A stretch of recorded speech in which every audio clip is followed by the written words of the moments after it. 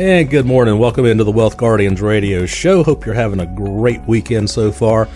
I'm Doug Ray, your host, and with me, of course, is Brice Payne, working the boards and sounding pretty good this morning. How you doing, Brice? I am doing well, Doug. Staying dry. How are you doing? Can't complain. Can't complain at all. No. Any projects on your books or anything that you're digging into? I don't think I have any projects, but this week is Masters Week, so that's always a big week for me. Well, that's a project. Yeah. You got to do the 12-ounce curls there. Oh yeah. All right. Well, I have. I told you this, but I started. We're getting the house painted, the exterior of the house painted, and the painter was going over things with us, and he showed me there's a little bit of rot in one of the corners near my deck. So I'm like, well, that's some trim there. I can take the trim off and replace that. No big deal. And then I took the trim off, and I realized that some of the siding in between the trim, there's only about 2 feet of siding going up. So I'm like, okay, I can replace a few of the pieces here. And I kept taking off a piece, and I would see that the next piece was rotted. Well, it turns out I have to replace about 15 pieces of that.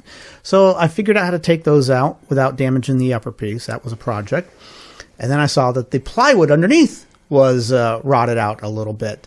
So anyway, this thing, long story short, this thing has become a full-blown, basically I've got half the house torn apart now on the outside, but I'm managing it and I'm water sealing it and everything. But that was last weekend, and it's going to go into this weekend as well. The pleasantries of homeownership. Yes, exactly. So I'm sure nobody out there can relate to that. Doug, let's give a quick shout out here to those who we normally do, our servicemen and women out there and their families. Folks, we know that you sacrifice for what's best for our country, and it's not always what's best for you and your family. So we do take we tip our hats here to you. Thank you for what you do. You're always in our thoughts here at the Wealth Guardians. All right, let's get into the meat and potatoes here, Doug. We've got a lot to talk about. The first thing we're going to talk about today is the mistakes that you and I have seen clients make. When they come in to our offices and sit down with us to do some financial planning, retirement planning, we notice some trends. And we're going to talk about some of these common mistakes. And I'm going to ask each of you out there who are listening, do any of these sound familiar to you? If they do, you might want to sit down with a retirement professional if you are close to retirement. The first one that we're going to go over here is a mistake that people often make is overweight in one investment. Oh, yeah. We see that a ton. I mean, that can be as much as, somebody having a big position in their corporate stock that they own. We see that a lot. And then what's our favorite story? Well, before we get into the favorite story, real estate is another one that people will tend to overweight themselves in. And what do we mean by overweight, real quick? Well, overweight means to have an overbalance of one particular asset class over the other. For example, let's take your real estate situation. If you came in here and your net worth comprised 60-70% of real estate, that's an overweighted position. Exactly, because if the real estate market takes a hit, that's going to affect 60-70% of your portfolio. And usually you want to have some diversification. Not usually. You generally want to have a certain degree of diversification in your portfolio to counter one particular segment of the market's downfall, should they have it. Real estate is a popular one, and gold is another one. People always want to say, I'm going to dump my entire portfolio. Just had this conversation with somebody yesterday, one of our clients who was wanting to move heavily into gold because he's afraid about our debt and hyperinflation, which is a legitimate concern. But the worst case scenario that you told us about, our favorite story, we had a client come in to us, sit down with us, him and his wife. They had each saved $1 million over the course of their years for retirement. So she had $1 million and he had $1 million. She was well diversified in her portfolio and it had done good. He, on the other hand, decided some years back that the silver market, particularly silver mine industry, could do nothing but go up. And so he put all $1 million of his assets into silver mines. And he did that at exactly the wrong time. And his $1 million, when they came in and sat down with us, was worth $250,000. It had gone down 75%. And so there was no way we were going to tell him to go ahead and liquidate those investments at that time. So we worked with her, and he is still waiting for the silver market to come back up. He sure is. So folks, you do not want to overweight in one particular segment of the market. That is just not wise. have some diversification and some balance to your portfolio. The second one we're going to talk about here, Doug, is people who just don't know their retirement budget. I would say out of all the questions that we ask somebody when they come in and sit down with us, the one question that stumps us, it's not how much do they earn, it's not how long do they think they will live, do they have a pension, how much are they contributing to their 401k?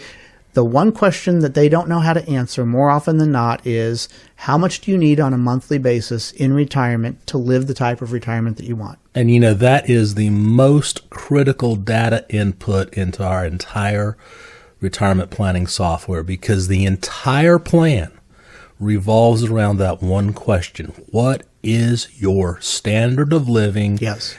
Do you want to maintain that standard of living over your life expectancy?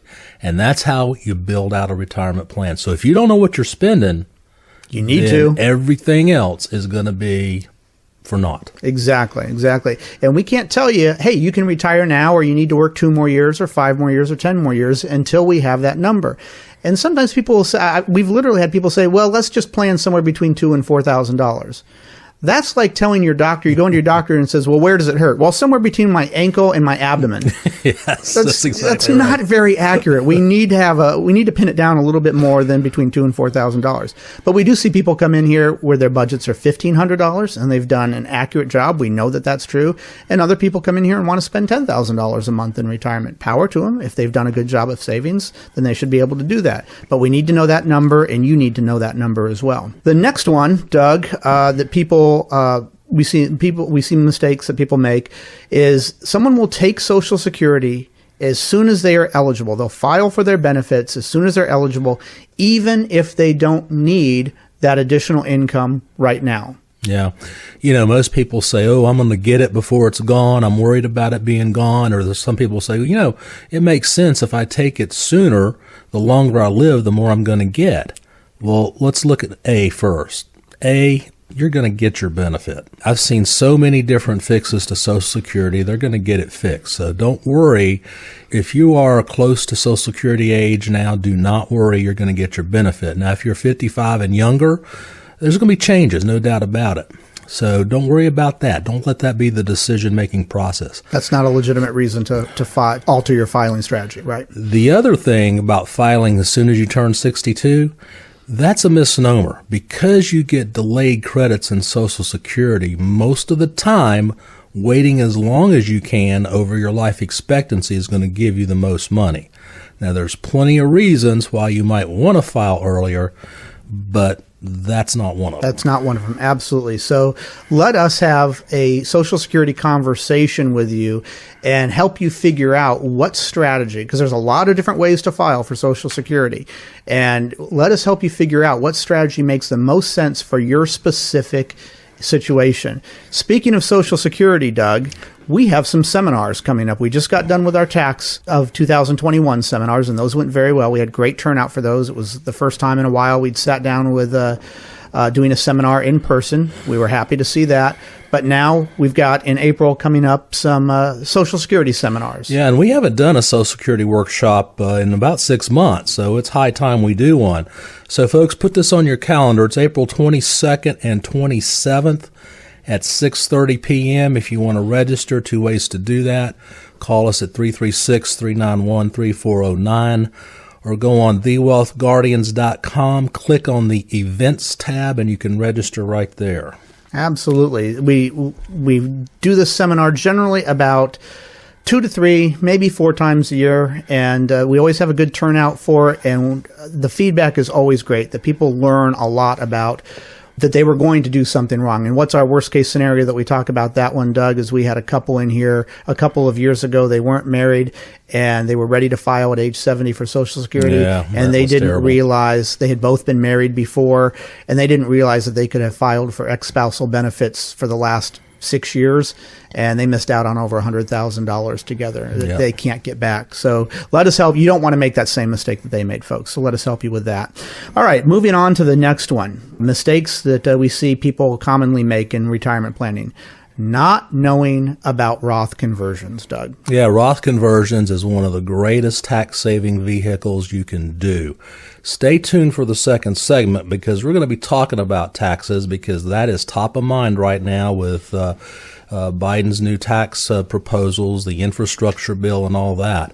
But Roth conversions that is your time now. Roth conversions can save you a potload of taxes over your lifetime. And there are the right times to do it, and there are the absolute wrong times to do it. But if we all believe that at some point, whether it's this administration or the next administration, we've got to stop kicking the can down the road when it comes to national debt. And at some point, taxes are going to be higher. And if you can do your Roth conversions from IRA to Roths at a certain point and clean off those taxes now, you're avoiding those higher tax brackets later on in life. So let us help you figure out when is the right time to do that. Now, having said all that, Doug, if somebody wants to reach out to us and sit down with us or go to one of our seminars, they can just give us a call. You sure can. 336-391-3409 is our phone number, 336-391-3409. Joy or Lynn will answer the phone and either get you here in the office or get you set up, scheduled to be one of our seminars. We would look forward to sitting down with you or seeing you there and seeing what services we can provide for you. We're also available at thewealthguardians.com. Now, we're going to go to break here in just a second, and as you probably know by now, we throw out a trivia question before our break and get you the answer on the other side. So, what's our trivia question here? Kind of keeping in line with Social Security. Doug, we're going to try to stump you. In what year was Medicare signed into law? Very simple. Okay. In what year was Medicare signed into law? You're not going to give us the answer now. Doug has that confused look on his face, so we might have gotten him. We'll see. And I promise you, he does not look it up during the break. I don't. So, folks, stick around. We'll be back in just a few moments, and we'll get you that answer and get you some more helpful information on retirement planning. Stay tuned. And welcome back to the Wealth Guardians radio show. Folks, thank you for sticking around through the break for us. We appreciate that and appreciate you spending a little bit of your time with us over the weekend. I want you to pay attention here just for a second. Ask yourself if you are 5 to 7 years for retirement. If you are, then I want you to think, do I have a sound retirement plan that is holistic and includes tax planning and Social Security planning? If you don't, then I'm going to make an offer to you. You can pick up the phone and give us a call at 336-391-3409. Joy or Lynn is going to answer the phone, and they can help you schedule a time to either come in and sit down with us, or we can meet with you virtually as well. And we're going to give you a second opinion on your overall financial plan in retirement and see if you can retire now and keep the paycheck, or you got to work longer. Anyway, you want to have the answers, and we're going to provide you those answers. We operate on the fiduciary standard, and we want to help you out. So 336-391-3409, 336-391-3409. You can also reach out to us at thewealthguardians.com. Now, when we come back from the break, we're doing a weekly website highlight. So I'm going to direct you to our website, www.thewealthguardians.com. And the part of our website I want to highlight for you this week, since we're doing Social Security seminars coming up in April, is I want you to scroll over the Media Center tab. And there's going to be a drop down, and on that, you're going to click on Free Financial Reports. There's a whole bunch of them there. And when you scroll down, you're going to see two reports. One on 2021 Tax Planning Guide, and two, our common tax errors to avoid. Both of those are immensely informative and very helpful, providing a lot of helpful information for you. So the 2021 Tax Planning Guide and the Common Tax Errors to Avoid. There's a lot of other reports on there as well, as far as Social Security and other topics that would be relevant for retirement planning. All of that is free and helpful information for you. So take a look at that. Again, thewealthguardians.com, scroll over the Media Center tab, and then click on Free Financial Reports, and there they are, free for you to download. Now, we asked you a trivia question on the other side of the break, and we specifically asked Doug. We said, in what year was Medicare signed into law? Well, Doug, Medicare has been around for a while. It's a social program, just like Social Security is, and we're going to put you to the test. Do you know when Medicare was signed into law? So I'm going to take a stab at it. I do believe it was part of Lyndon Johnson's Great Society program. So I'm going to say signed into law was either 65 or 66. Wow. Very impressive, Doug. July 30th, 1965. H.R. 6675 was signed into law by Lyndon B. Johnson to provide health insurance for the elderly. Well, you know, I watched him do that, right? Well, I know. You were taking a break from flying planes at that point. And you weren't flying. Yeah, I wasn't you weren't flying planes planes quite that early. Yeah. I was flying model planes, maybe. But here's a question you don't know about that. Who was the first person to sign up for Medicare? I do not know. Harry and Beth Truman. Oh, really? Yes. Interesting. Yeah. I like that piece of trivia. There you go. And you know Harry's wife's name, the first lady's name? Beth. Yes. Well, close. Bess. Bess. Very good. They were the first enrollers. So there you go, folks. If you got that trivia question, then you are 1, older than me, and 2, wiser than me as well. So good job on that. Doug, we are going to be, because we're having our Social Security seminars coming up here, that is just one key aspect of tax planning. And tax planning is a huge aspect to retirement planning. And we've got some events coming up tax-wise on the national stage where the new administration's going to be unveiling its tax proposals that is going to want Congress to work on. And we're going to talk about some of those because that was just part of some of the seminars that we just did. Yeah, the promise, of course, was that if you made less than $400,000, then you wouldn't pay a penny more in taxes. Well, you know, we always thought that during the campaign he meant individual $400,000, but as it turns out it's per family. Per household. Yeah. So easily then a professional couple could exceed those thresholds and their tax rates would, the high end would go from what is currently 37% up to 39.6%. But where it's really going to affect everybody, I think, is the corporate tax rate. Yes, that's going up. You know, we just got off our tax workshop seminar. So what we're doing here, folks, for those of you that couldn't make it, is we're kind of highlight some of these areas where we think it's going to affect the everyday person out there. Corporate tax rates under the Trump administration went from 35% down to 21%, and the Biden administration wants to take it back up to 28%. Uncle Bernie wants to go back to 35. I'm sure he'd like to go much higher than that. He'd probably want to go to 100%. Bernie would. I bet he would, I tell you. But the reason this is important to you, whether you're a professional, a doctor, a lawyer, or you're a school teacher, a police officer, a firefighter, a laborer, whatever you are. White collar, blue collar, doesn't matter. Doesn't matter. You're going to be impacted some way or the other. Because guess what? A corporation that makes, call it a widget, if the price of that material goes up, what is that corporation going to do? They're going to increase the price of the widget, and you're going to have to pay more for the widget, right? Okay, that's simple economics. Well, guess what happens when tax rates go up? You're going to pay more for their goods and services that you buy from them. In other words, corporations, well, yeah, on their tax return, it looks like they're paying the tax.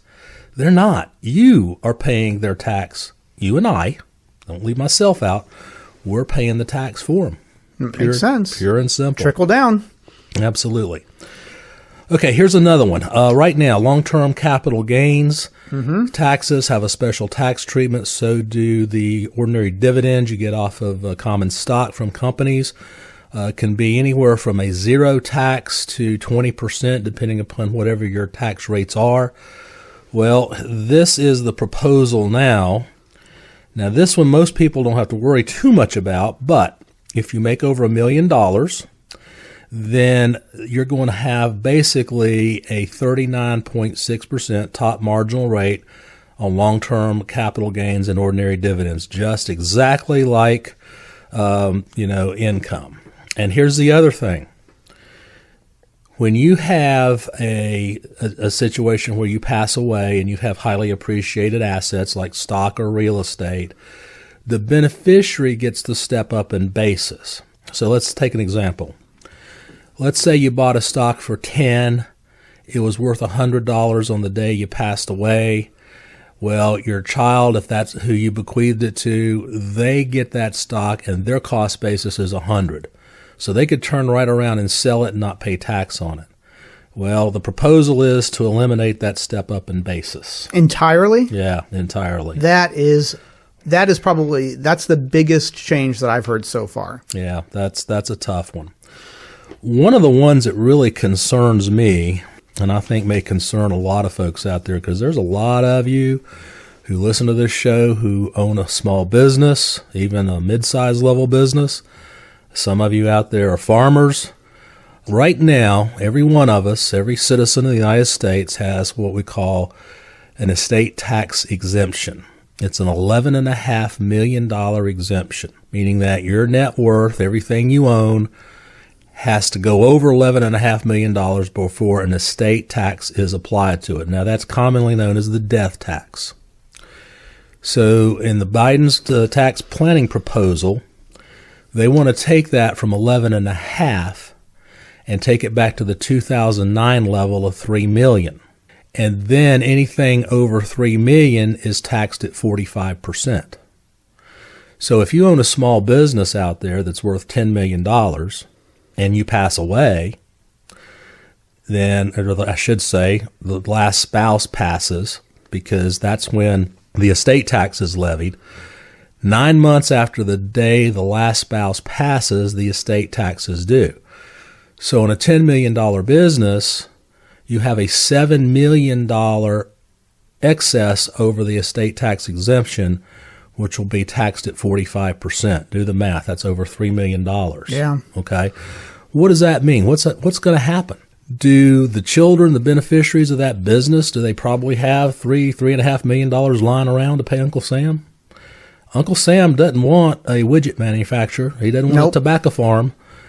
He wants dollars 9 months after the last spouse passes. So what could happen is that could force the family to sell that business. And, the way businesses are structured now, it doesn't take a whole lot to get over that estate tax exemption. Now, we can refer you to a good estate tax attorney, and they can figure out how to, with trust and everything, to combine a husband and wife's estate tax exemption so you have a $6 million exemption.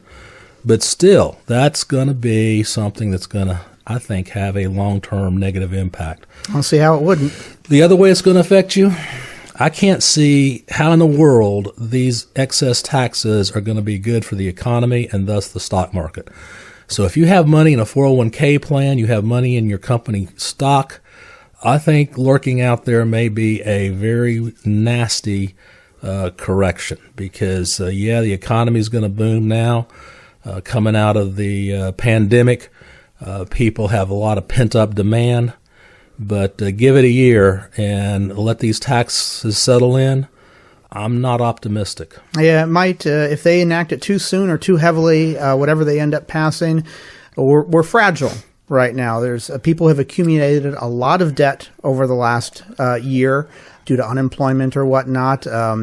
Landlords have not been getting the income that they are used to getting, and people are going to be trying to pay that off. And if taxes are raised on them, they're going to have a harder time paying that off, which just means the discretionary spending, expendable income out there is not going to be plentiful, and it's going to hurt a lot of these businesses trying to get back up and started. Those ones that went out of business or had to temporarily shutter up, they need to see people coming back in their doors, and that's going to be tough with taxes coming and being increased. Brice, this year in January, we added some tax planning software to our program. We did indeed. We already do like 10 reports for our planning process, and now we've upped up to 11 with a really good one. And I want to invite everybody to come in and see us, make an appointment, and let us see if our software can help you in some fashion try to avoid taxes coming down the road. We talked about Roth conversions earlier. I think that's still a very viable plan, especially in the Biden tax proposals. So give us a call at 336-391-3409. Let's run the tax software for you. It's not going to cost you a penny. We don't charge for that, and there's no obligation. But you might find that there's a way or two to be able to save on your taxes going forward. We'd love to do that for you. And again, you can call us at 336-391-3409. Of course, right now nobody's in the office, but leave a message, and Joy or Lynn will get back to you next week and get you scheduled. So I'd love to see you. Hopefully we can help you out. And again, I want to thank you guys for tuning in to the Wealth Guardians radio show. We will see you next week. Have a great weekend. Take care, everybody. Thank you for tuning in.